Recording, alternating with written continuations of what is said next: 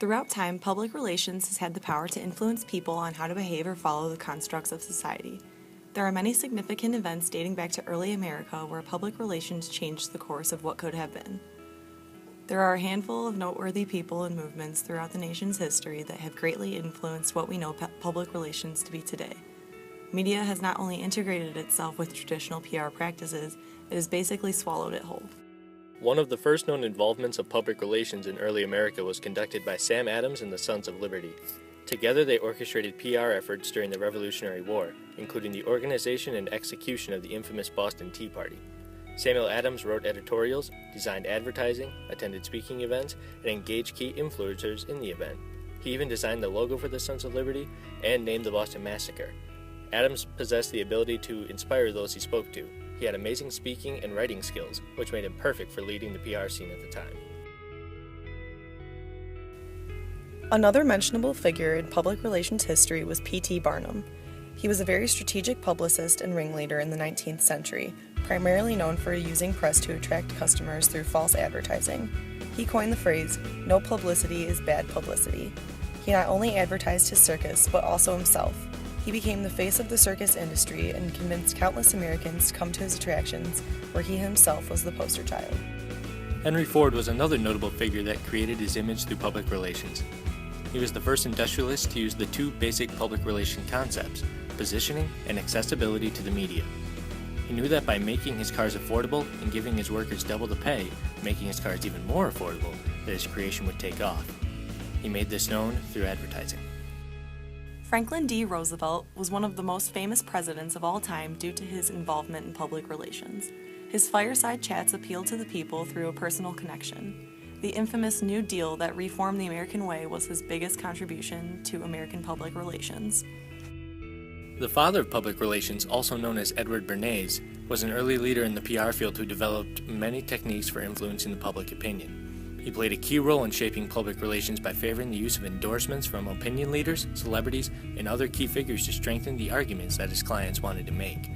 A few years after women were legally allowed to vote, Bernays manipulated their newfound freedom into the freedom to smoke cigarettes through rigorous ad campaigns for Lucky Strike cigarettes. He wrote an essay that introduced the idea engineering of consent, which he designed as the manipulation of people who he believed to be fundamentally irrational. Another founder of modern public relations was Ivy Lee. He is credited with making American businessmen more talkative about their businesses using press releases, where he provided more information and listened to the press and public opinion, which was unheard of at the time. He was very adamant about being involved with hard news, not manipulative advertising. Bernays heavily influenced George Creel, a former muckraking journalist, and the Creel Committee, formerly known as the Committee on Public Information, founded by Woodrow Wilson. Before Wilson formally asked Congress to enter World War I, the committee mailed out thousands of pamphlets, cartoons, magazines, and movies. The committee deserves the credit for convincing America that we should go to war. In Creel's autobiography, he states that he didn't seek propaganda as the Germans defined it, but propaganda in the true sense of the word, meaning the propagation of faith.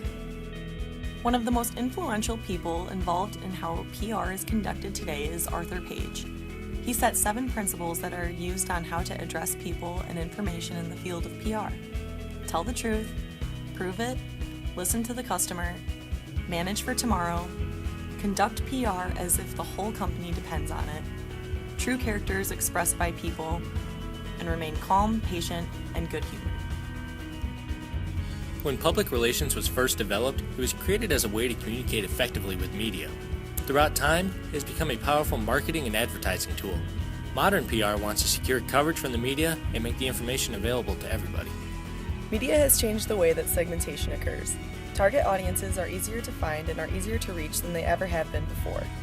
Public relations has followed the people to social media. In America, there are many people who mainly get their news from social media. The use of media and online resources has made journalism more public and has made it possible for anyone to voice their opinion in public relations. Anybody can come up with a blog or make a post on Facebook or Twitter where writers post their opinions. In the near future, traditional public relations will still exist, but the use of it has been slowing down majorly. According to a Forbes.com writer, traditional PR firms are attempting to compete with other types of firms by lowering rates for companies to use their services, or the companies are moving to represent foreign countries instead of trying to compete in America. Advocacy PR has become very popular because of its widespread approach. Basically, heavily funded researchers and publicists just throw a barrage of ideas at companies and hope a few stick.